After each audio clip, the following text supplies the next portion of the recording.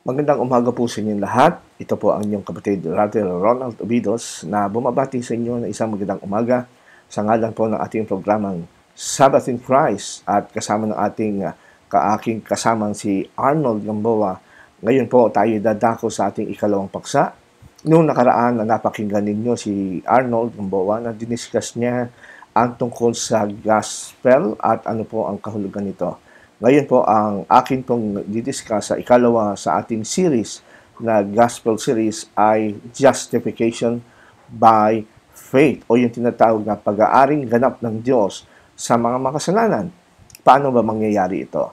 Ang totoo niyan, mga kaibigan, ito ay isa sa mga pinakamahalagang topic na ating pag-uusapan at napakagandang balita. Isa ito sa mga bagay na nag-convince sa akin na talagang si Jesucristo lang ang magdidiktas. Ngayon, ang ating topic ngayon na justification by faith, ito po ay sa isang paraphrase o sa pagtatagalog ay nirephrase ko sa ganitong topic, paano ba magiging matuwid ang makasalanang tao sa harapan ng ating sakdal na Diyos? Ano ho?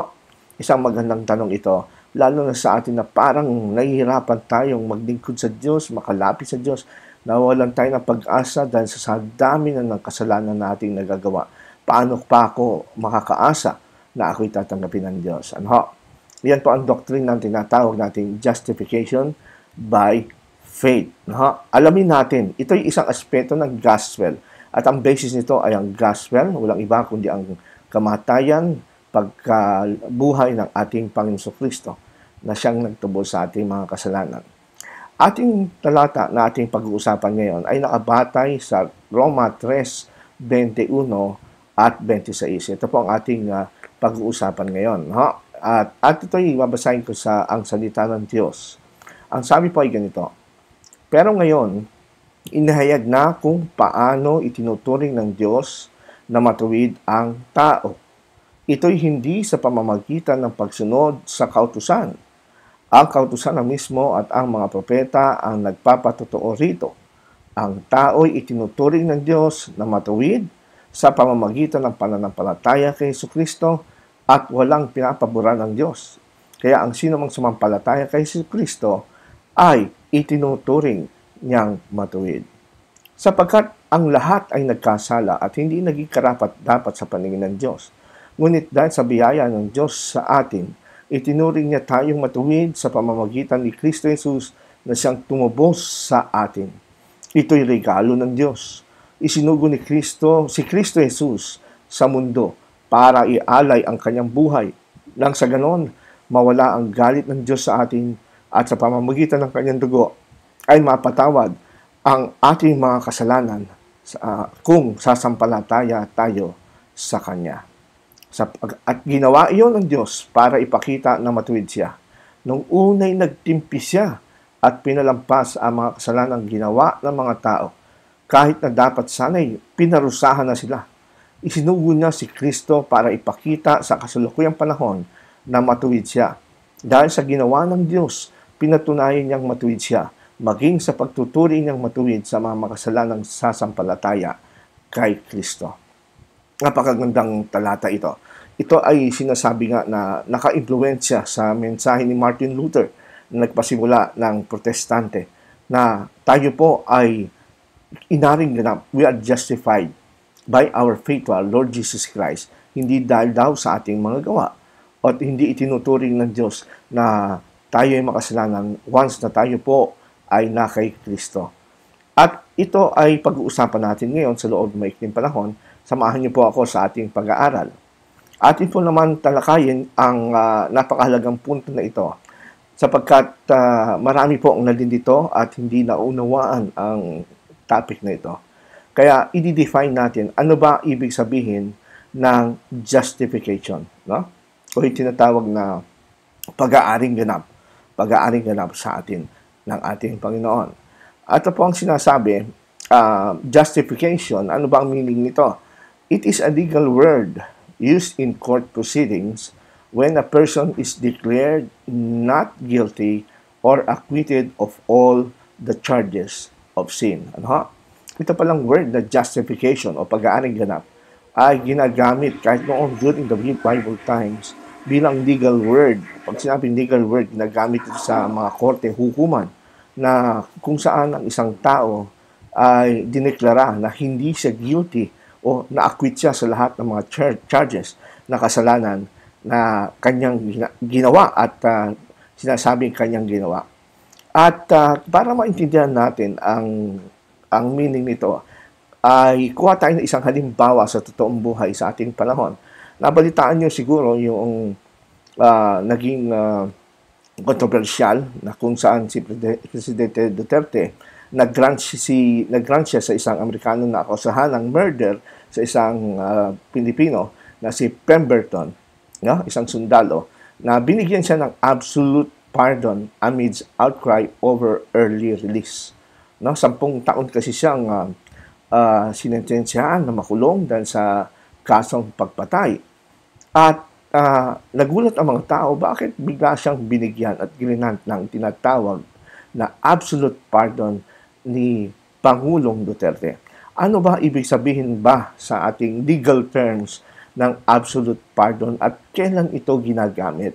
Ayon sa isang source na ABS-CBN News sa kanilang website, sinasabi ay ganito: dalawa raw ang klase ng presidential pardon, ang conditional at absolute pardon.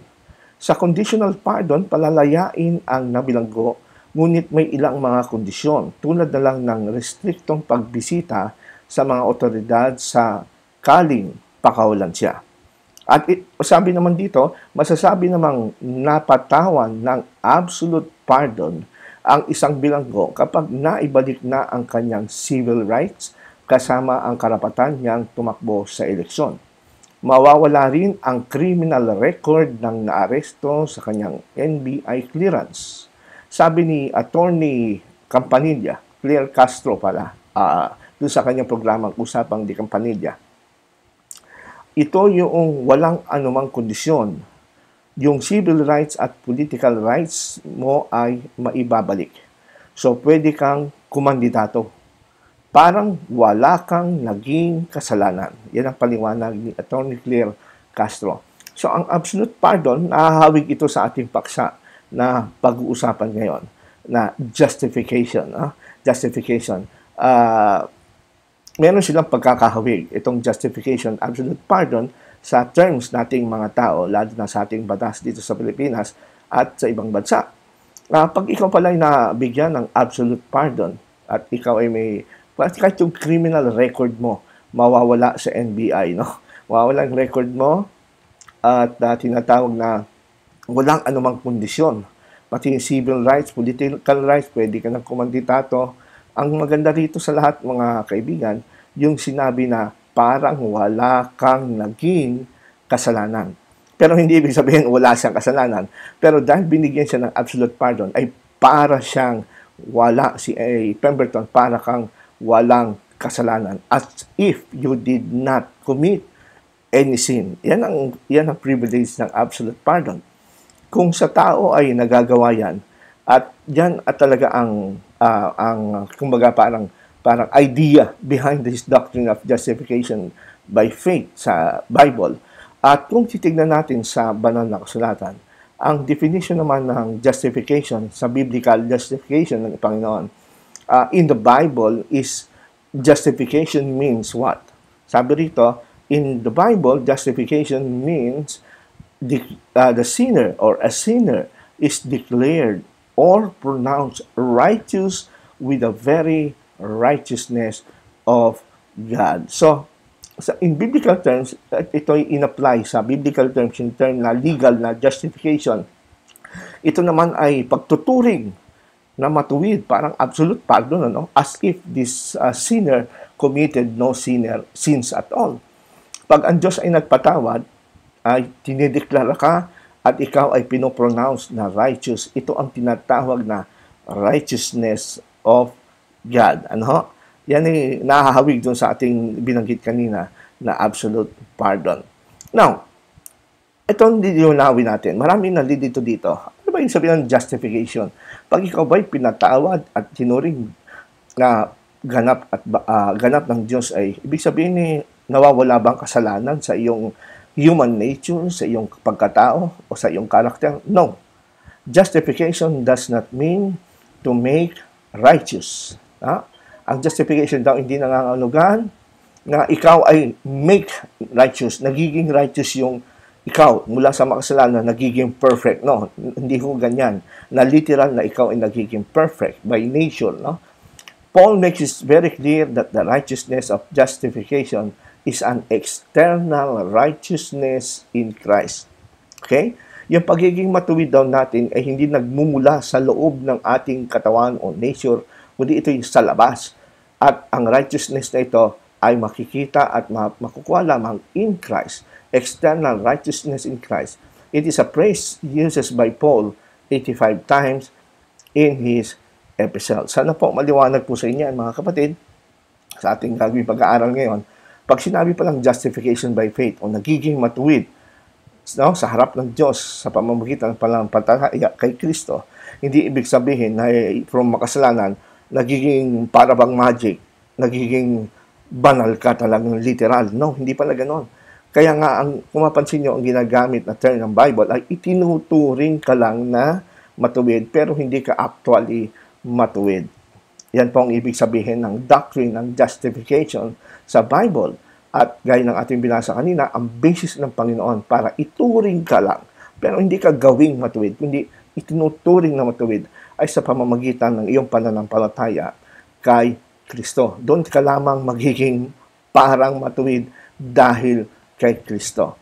Basahin natin ang liwanag na sinasabi ng Roma 4:1 hanggang 5 tungkol sa bagay nito para maintindihan nyo ang ibig kong sabihin tungkol sa justification. Roma 4:1-5 at ito ay saan salita ng Diyos. Bilang halimbawa, ayan, kung paano itinuturing ng Diyos na matuwid ang tao, isipin ninyo si Abraham na ama ng mga Hudyo sa laman. Kung itinuturing siya ng Diyos na matuwid dahil sa mga nagawa niya, sana'y may maipagmamalaki siya. Pero wala siyang maipagmamalaki sa Diyos. Dahil sinasabi sa kasulatan, sumampalataya si Abraham sa Diyos at dahil dito'y itinuring siyang matuwid ng Diyos. Hindi sinabing ginawa siyang matuwid, hindi. Si Abraham hindi naging from makasalanan, naging matuwid, kundi dahil sa pananampalataya ni Abraham sa Diyos, ay itinuring siyang matuwid ng Diyos. Ang ibinibigay sa isang taong nagtatrabaho ay hindi kaloob, kundi bayad. Yan po. Kaya nga, justification by faith, hindi justification o pag-aaring matuwid sa pamamagitan ng gawa o justification by works. Ang kaligtasan natin ay justification by faith. Kasi kung works o ating pagsisikap ng mga gawa, ang mangyayari niyan, yung kaligtasan natin ay nagiging reward. Hindi na ito gift o regalo o kalooban. Malaki ang pagkakaiba ng regalo, gift, sa reward. Reward, ginagamit lang yun pagka meron kang ginawang performance. Yan ay nilinaw dito sa ating binasang verse. Itutuloy po natin. Pero, itinuring tayong matuwid ng Diyos. Dahil ng Diyos sa kabila ng ating mga kasalanan, hindi dahil sa ating mabubuting gawa, kundi dahil sa pananampalataya natin sa Kanya. Andinaw po mga kapatid, yung palang tinatawag na ang tao para maging matuwid sa Diyos, hindi ka actual na ikaw ay mawawala yung virus ng kasalanan sa katawan mo at magiging perfect ka na at an instant. Parang magic ba? Hindi ko pala ganon. Nagiging matuwid daw tayo sa Diyos dahil kay Kristo, sa ginawa ni Kristo sa ating pagligtas. Dahil sa dugo ni Kristo. Kumbaga, ito'y external. Sabi nga ng ilang mga theologians ay forensic justification. Hindi nanggagaling sa atin ang pagiging matuwid natin, kundi sa labas ng ating katawan. Ito'y mula sa Diyos sa pamamagitan ni Kristo.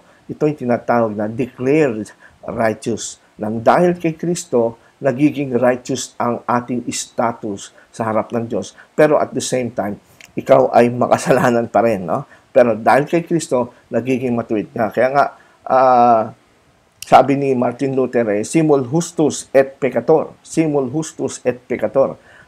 At the same time, I am a sinner and a saint. Yan ang turo ng Bible na justification na nagpapasalamat ako sa Diyos, natutunan ko.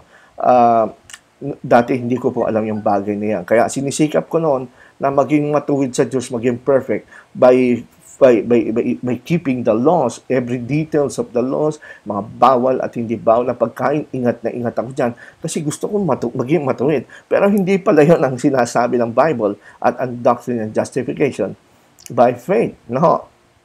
Ito pa, pag-usapan natin ngayon yung pagkakaiba ng tinatawag na righteousness of the law and the righteousness of God. Sa Bible, dalawang klase ho ang pag-aaring matuwid. Pag-aaring matuwid sa pamamagitan ng kautusan at pag-aaring matuwid sa pamamagitan ng Diyos. The righteousness of God versus the righteousness of the law. Magkahiwalay po yan. Hindi pwedeng equal yan o pareho yan. Dahil sa Bible, magkasalungat po yan, dalawang bagay na yan. Lalo na sa under the New Covenant. Okay, pag-usapan natin itong righteousness of the law. Ano ba itong tinatawag na righteousness of the law? Paano ka nagiging, ano ba itong righteousness of the law? No? Ang sabi rito ng Roma 2:12, sapagkat hindi ang nakikinig sa kautusan ang itinuturing ng Diyos na matuwid, kundi ang tumutupad nito. Ang mga taong nag-aakala na walang alam sa kautusan ni Moses ay mapapahamak at ang kaparusahan nila ay hindi ibabatay sa kautusan. Ang mga nakakaalam naman ng kautusan ni Moses pero patuloy na gumagawa ng kasamaan ay parurusahan na batay sa kautusan. Sabi ng Roma 2:12 hanggang 13. Kung mapapansin po ninyo, no, binabanggit dito sa verse na ito yung ginagamit kong talata noon para patunayan na pag sumunod ka sa 10 utos, magiging righteous ka sa harap ng Diyos. Ito yung ginagamit kong pangtapal sa debate dun sa mga nakakausap ko na hindi na raw kailangan ng kautusan noon. Sabi ko, sabi dito sa Roma 2:13, ang tao hindi nakikinig ng kautusan, which is 10 utos. Yun ang alam ko dati. Pag sinabi ng kautusan, 10 utos hindi lang nakikinig sa kautusan at tinuturing na matuwid ng Diyos, kundi ang tumutupad. Kaya kami mga Adventist, tumutupad kami sa 10 utos kasi ituturing kaming matuwid ng Diyos. Pero that is out of context pala, mga kapatid, mga kaibigan. Ang pinag-uusapan dito, yung comparison between the people, the Gentiles and the Jews. Ang mga Gentiles, maliwanag nga sinasabi rito, ay sila'y hahatulan din, pero hindi ibabatay sa kautusan ni Moses o yung law. Ang kaparusahan nila, hindi ibabatay sa kautusan. Pero yung mga Hudyo na nasa ilalim ng kautusan, kasama ng 10 utos na kanilang sinusunod, sila, required silang sundin ito. At para sa Diyos, itinuturing silang matuwid kung tutupad sila dito. No? Kaso, ang totoo niyan, wala talaga nakaka-perfect dito sa mga Hudyo. Kaya, ang sabi rito, yung nakakaalam ng kautusan ni Moses, which is the Old Covenant Law, lahat na ng kautusan niyan, pero patuloy na gumagawa ng kasamaan, parurusahan batay sa kautusan. So, ang basis ng righteousness ng mga Hudyo noon, yung tinatawag na righteousness of the law, kailangan lang tupadin ito ng tuloy-tuloy na walang sablay. Kaso halos lahat sumasablay. Kaya delikado po yung mga nagsasabi na nakabatay sila sa kautusan, tinutupad nila ang kautusan sa Old Covenant. Wala po talaga makaka-perfect dyan. Kaya po, ang sabi nga po, para maturing kang matuwid sa pag-keep ng Old Covenant laws kasama ng 10 Commandments, kailangan tuparin mo yan tuloy-tuloy. Kaso nga, unfortunately, wala nakagawa nito. Kaya, ang sabi dito ng talata, under ng parurusahan ito, batay sa kautusan. Ngayon, ano pa sinasabi ng Bible tungkol sa righteousness of the law? Ito po, sabi ng Roman 9:31-32, bakit hindi sang-ayon ng Diyos sa patakaran na ito ng mga Hudyo? Pero, sabi rito, pero ang mga Hudyo na nagsisikap na maituring na matuwid sa pamamagitan ng pagsunod nila sa kautusan ay nabigo. Bakit sila nabigo? Sapagkat nagtitiwala sila sa kanilang mga gawa at hindi sila sumampalataya kay Jesucristo. Natisod sila sa batong nakakatisod. Ang tinatawag palang righteousness of the law, ang kanilang righteousness, pagiging matuwid, ay nakabatay kung paano sila nagpe-perform paano nila pine-perform at sinusunod ang tinatawag na kautusan, no? Pero nakakalungkot nga, sabi nga dito, hindi sila nabigo ang mga Hudyo na maging righteous, makamit ang righteousness to the law. But daw sila nabigo, nagtiwala sila sa kanilang performance. Imbis na sumampalataya na lang na si Kristo ang gumawa nito at tumupad nito para sa kanila. Hindi na tinanggap yung tinatawag na claim ni Jesus Christ na katwiran ng Diyos. No? Ano pa sinasabi ng kasulatan tungkol sa tinatawag na katwiran ng kautusan? Ano nangyari sa mga Hudyo? Ito ngayon sabi ni Pablo, dahil sa nakikita niya yung kanyang mga kababayan ng mga Hudyo, they focus on the letters of the law without accepting the spirit, especially yung katuparan nito na kay Kristo. Sabi ng Romans 10, 1-3, mga kapatid, ang nais ng aking puso at dalangin sa Diyos ay ang kaligtasan ng aking mga kalahing Hudyo. So, ibig sabihin, alam ni Pablo na nanganganib ang kaligtasan ng kanyang mga kapwa Hudyo dahil sa kanyang pagiging righteous na sa pamamagitan ng pagsunod sa kautusan.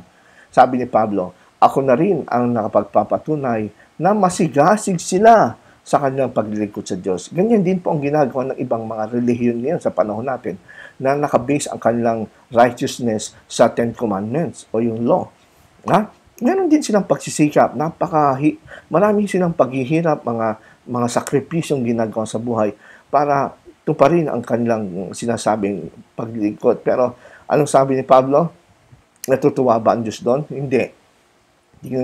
Nagpapatunay ako masigasig sa kanila sa paglilingkod sa Diyos, kaya lang ay hindi ayon sa katotohanan. So, ibig sabihin mga kapatid, sincerity is not enough. Yung pagiging masipag mo sa gawain, pagiging busy mo sa gawain, sakripisyo mo, it's not enough. Sinasabi ni Pablo, sapagkat ang pagsigasig mo ay baliwala yan kung hindi ayon sa katotohanan. Ano ang dahilan? Bakit hindi ito tinanggap ng Diyos, yung righteousness of the law? Ito'y sa dahilang hindi nila alam kung paano itinuturing ng Diyos na matuwid ang isang tao.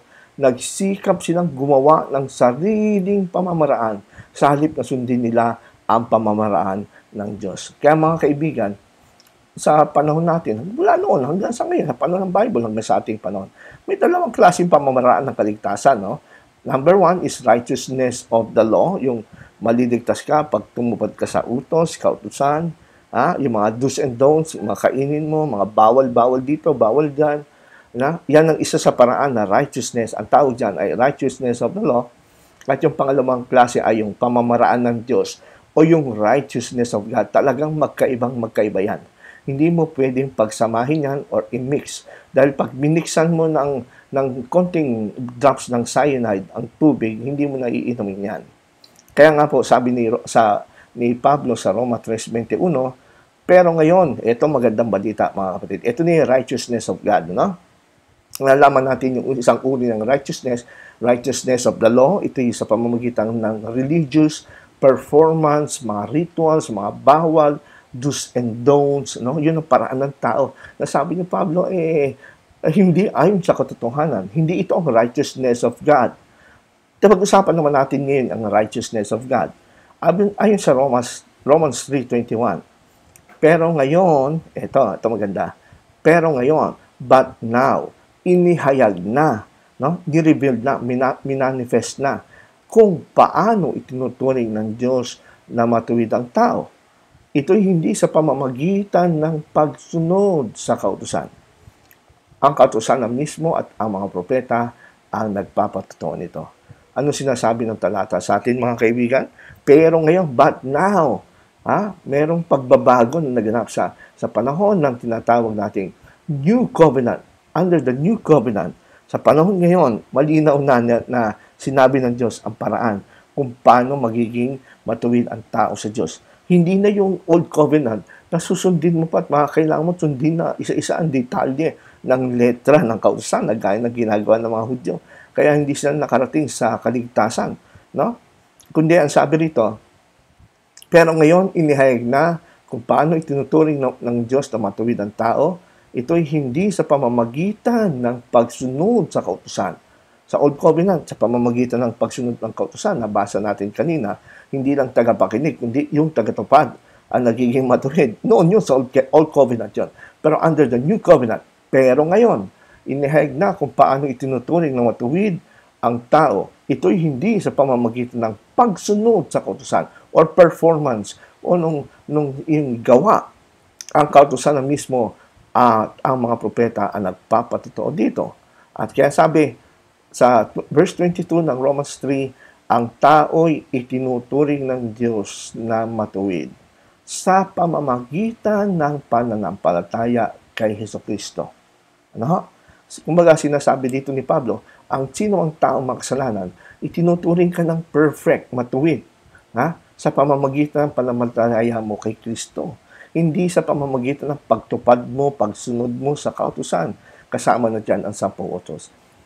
Walang pinapaboran ng Diyos, kaya ang sino mang sumasampalataya kay Jesucristo ay itinuturing niyang matuwid.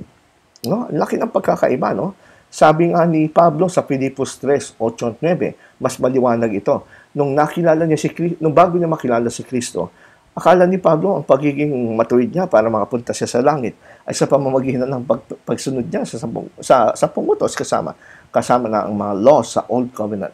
Pero ito si Pablo, naliwanagan siya. At ito sabi niya sa Filipos 3:8-9, at hindi lang yan, para sa akin, ang lahat ng bagay ay walang halaga kung ihambing sa pagkakilala ko kay Kristo Jesus na aking Panginoon. Itinuring ko na parang basura ang lahat ng mga bagay, makamtan lang si Kristo. At ako na may maging Kanya. Hindi na ako nagtitiwala na ako'y magiging matuwid sa pamamagitan ng pagsunod sa kautusan, kundi sa pananampalataya kay Kristo. Ang pagiging matuwid ko ay kaloob sa akin ng Diyos nang sumampalataya ako kay Kristo. Inaamin ni Pablo, napakaliwanag mga kaibigan, ang pagiging righteous ni Pablo sa harap ng Diyos, regalo ng Diyos ito. Hindi ito pinaghirapan, hindi ito performance, hindi ito reward na kailangan ma-perfect mo muna ito, masunod mo kung ano yung listahan ng sinasabi sa Ten Commandments, do's and don'ts. Hindi na pala ganon. Ito'y regalo ng Diyos. Ano yung regalo? Na ang pagiging matuwid. Hindi mo in-earn ito. Hindi mo pinaghirapan ito. No. Ito'y kaloob ng Diyos by means of your faith in the Lord Jesus Christ. Yan ang tinatawag na magandang balita o gospel. Kaya ang sabi rito sa Matthew 5:20, ito yung ating pangalawang point. Ang New Covenant righteousness, no? Tinatawag natin na sinasabi ni Pablo na, pero ngayon, yung New Covenant righteousness of God is above the righteousness of the law. It is the very righteousness of God. Ano sabi ng Matthew 5:20? No? Sapagkat sinasabi sa inyo, sabi ni Kristo, na kung hindi ihigit ang inyong katuwiran o righteousness sa katuwiran ng mga Eskriba at Pariseo, sa righteousness of the Jews, who is the righteousness of the law, sa anong paraan, hindi kayo magsisipasok sa kaharian ng langit. Mga kapatid, ganito kaseryoso itong ating pinag-uusapan ngayon. Hindi ito kwentong barbero o panglibangan lang. Ito po ay kwento. Ito ay hindi kwentong kung saan lang, kundi ito ay katotohanan. Ito, ang involved po dito ay langit. Sabi nga po dito, hindi ka makakapasok sa kaharian ng langit kung ang iyong katuwiran o righteousness mo ay kagaya ng mga Hudyo, which is righteousness of the law. Ang piliin mo, kaibigan, ay yung righteousness of God. Malayong-malayo ito sa righteousness of the law, which is by works, at justification by works ang mangyari niyan. Hindi natin ito pwede i-combine sa righteousness na ino-offer sa atin ng Panginoon. Ito pa ang sinasabi natin sa ating panghuling punto. Those who are justified by faith in Christ are truly blessed. Yung pong mga na-justified sa pamamagitan ng pananampalataya kay Kristo, sila po yung mga tunay na pinagpala. Basahin natin ulit ang Romans 4:6-8. Ito ang ibig sabihin ni Haring David nang banggitin niya ang pagiging mapalad o yung pagiging blessed, no? Ng mga taong itinuturing na matuwid ng Diyos, hindi dahil sa kanilang mabuting gawa o pagsunod sa kautusan. Ang sinabi niya, mapalad ang taong pinatawad at kinalimutan na ng Diyos ang kanyang kasalanan. Mapalad ang tao kapag hindi na ibibilang ng Panginoon laban sa kanya ang kanyang mga kasalanan. Wow, napakaganda. Kaya pala, napakagandang o sinatawag na magandang balita itong gospel. Kasi pag tinanggap mo yung paraan ng Diyos o yung tinatawag na righteousness of God, no? Hindi righteousness of the law. Ang righteousness of the law nakabatay sa mabubuting gawa. Pero yung pagiging mapalad na ikaw ay blessed, kaibigan, gusto mo naman siguro, kahit naman siguro, sino sa inyo gusto niyo ma-blessed, hindi po ba? At kung ang Panginoon ay nag-bless, walang kapantayan. Ang blessing ng Panginoon para sa akin, na natanggap ko na the greatest blessing I've ever had, kahit na marami ako napasukan na relihiyon na yun, naka-base sa law, sa performance ang salvation. Bakit ko masasabi, isa ako sa naging mapalad at na-blessed? Kasi, bakit daw? Kasi kaya pala tinawag na blessed, no? Ang mga taong ito na tumanggap kay Kristo by faith. Nakatanggap ng justification by faith. Mapalad sila sapagkat ang taong ito ay pinatawad na at kinilamutan na ng Diyos ang kanyang kasalanan. Mapalad ang tao kapag hindi na ibibilang ng Panginoon laban sa kanya ang kasalanan. Mga kapatid, mga kaibigan, habang ikaw ay na kay Kristo, hindi na makasalanan ang tingin sa ng Diyos. You are justified by faith. Itinuring kang matuwid. Kaya yung anumang kahinaan mo sa buhay, weakness mo, yan ay tatakpan, i-cover yan ng righteousness ni Jesus. Maaaring itanong niyo, paano mo nasabi na hindi na ibibilang, hindi na ika-count sa kanya ang kanyang kasalanan? Paano nangyari yon? Naganap po yan at yan ay posible dahil sa substitutionary death ni Jesus Christ sa cross. Anong sinasabi ng Bible? Sa 2 Corinthians 5:21, kailan may hindi nagkasala si Kristo, ngunit alang-alang sa atin, itinuring siyang makasalanan. Para sa pamamagitan niya ay maituturing tayong matuwid ng Diyos. Ito po mga kaibigan, take note on this. Paano nangyari na pagka tinanggap mo si Kristo bilang yung tagapagligtas, ay magiging justified, magiging matuwid ka sa harap ng Diyos? Paano ka magiging matuwid? Makasalanan ka nga eh. Magiging matuwid ka, ituturing kang matuwid dahil sa relasyon mo kay Kristo. Yan ang pinakamahalaga sa lahat. Yung relasyon mo, pagtanggap kay Kristo, bilang iyong personal Lord and Savior. Personal, hindi po relihiyon magdidikta sa iyo. At ang sabi rito, paano nangyari yon? Kasi po, yung ating mga kasalanan ay dala-dala ni Kristo sa krus. Na si Kristo na hindi nagkasala kailanman. Pero alang-alang sa atin, itinuring si Kristo na makasalanan doon sa krus. Itinuring siyang makasalanan, pero si Kristo hindi makasalanan, hindi po ba? Itinuring lang siyang makasalanan. Kaya dahil sa itinuring siyang makasalanan, pero totoo niyan, hindi siya nagkasala. Sa ganun din paraan, pwede rin ho tayong ituring na matuwid kahit hindi tayo matuwid. Kaya sa parang yon, kayang kalimutan ng Diyos ang ating mga kasalanan. No? Kayang takpan ang ating kasalanan dahil kay Kristo, dahil alang-alang sa atin, itinuring na si Kristo na makasalanan, dinala niya ang aking kasalanan sa krus para sa pamamagitan ni Kristo, maituring tayong matuwid sa harap ng Diyos. Napakagandang balita. Kaya ito pang sinasabi ng Hebreo 10:12. Hebreo chapter 8, verse 10 to 12. Ito yung tinatawag nating New Covenant. Ito yung bagong pakikipagsunduan, bagong kaayusan ng Diyos sa mga Kristiyano. Hindi kagaya ng Old Covenant noon sa panahon para sa mga Hudyo. Ito po ang pangako ng Diyos sa kanyang New Covenant.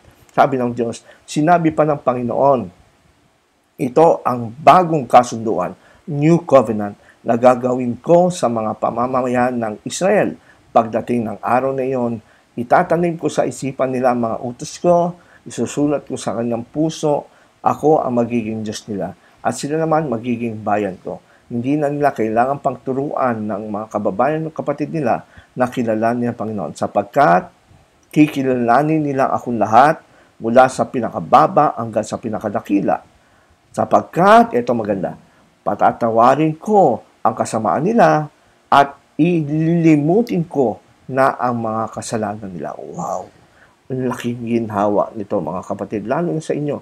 Alam nyo, kapag ang righteousness kasi, karanasan ko yan for 24 years being an Adventist, kung ang righteousness natin nakabase sa performance, wala ka rin peace of mind. Wala ka rin peace of heart kasi hindi mo alam kung na-perfect mo ba, nagawa mo talaga. Di ba? Pero, pag tinanggap mo under the new covenant, itong by faith in Christ, tinanggap mo si Kristo, ang relasyon mo kay Kristo, pag na kay Kristo ka, ituturing kang matuwid ng Diyos, no? Hindi ka lang patatawanin sa kasalanan mo. Dilimutin pa niya ang iyong mga kasalanan sapagkat tinitignan niya ang nakikita ng Diyos sa iyo, si Kristo na nakabayubay sa krus, na itinuring na kasalanan, na itinuring na ikaw, at ikaw ngayon itinuring na Kristo. Yun ang the great exchange na nangyari. Doon sa cross, yun ang itinuring na siya na walang kasalanan, itinuring siyang makasalanan sa cross. Pero ikaw na makasalanan, itinuring kang matuwid. No? Ang kasalanan mo'y dinala ni Kristo sa cross. Yan ang tinatawag na the great exchange, no? The great exchange. Kaya sa gabing ito o sa umagang ito, ating titignan. Nabanggit ko kanina si Pemberton, no? After 6 years niyang bilang nakulong dahil sa pagpapatay o murder kay Jennifer Laude. Si Pemberton is now a free man. Siya'y malaya niya. Bakit siya naging malaya? Na parang bang hindi siya nagkasala. Na parang wala siyang nagawa. Pero kung tutusin, nakagawa siya ng pagpatay. It doesn't matter. Kasi nabigyan na siya ng absolute pardon ni Presidente Duterte. Si Presidente Duterte isang tao lang sa ilalim ng batas ng lupa. Pero ang Diyos natin ay may-ari ng langit at lupa. Kung kaya ng tao gawin yon, kaya ng Diyos na gawin na ikaw ay maging matuwid sa harapan ng Diyos. Amen po ba? Ako na makasalanan dati, nang dahil kay Kristo, ako ngayon itinuring na matuwid. Hindi dahil sa mga performance na aking ginawa, kundi dahil kay Kristo. Kaya ngayon masasabi ko na gaya ni Pemberton, in a spiritual way, ako ngayon ay isa ng malayang mananampalataya sa ating Panginoon. Kaya sa ating conclusion, the good news of the New Covenant Gospel is that if we have placed our faith in the life, death, and resurrection of Jesus Christ, we are acquitted of all sin. Our personal sin and the sin we inherited from Adam. In human terms, being justified before God is likewise winning the spiritual lottery. Things which we have always wanted, strived for, prayed for, and wished for, but could not achieve, are now ours for the taking. Napakaganda ng biyaya ng Panginoon. Yan po ang biyaya ng Diyos. Anong pakiramdang isang tao nanalo ng lottery o loto, di ba? Noong isang araw may napakinggan ako na isang Pilipino nanalo ng 339 million pesos. Wow! Sinasabi ng karamihan ng mga tao, sana ako na lang yun, itong gagawin ko kung may ganun akong pera habang buhay na yun. That is only money, pero itong ino-offer ng Panginoon na ikaw ay pupunta sa langit. Kailangan mo muna tanggapin si Kristo bilang Panginoon at kapagligtas. Ituturing kang matuwid ng Diyos sa kabila ng iyong magiging makasalanan, lilinisan ka ng dugo ni Kristo. Dahil doon, ikaw ngayon ay magkakaroon ng buhay na walang hanggan. Yan po ang justification of by faith. It is not just a doctrine, it is the truth that is being taught in the Bible. Yan po ang tinatawag na righteousness of God. Magandang araw po sa inyo lahat muli. Hanggang sa ating muling pagkikita. Ito ang inyong kapatid, Ronald Obidos. God bless us all.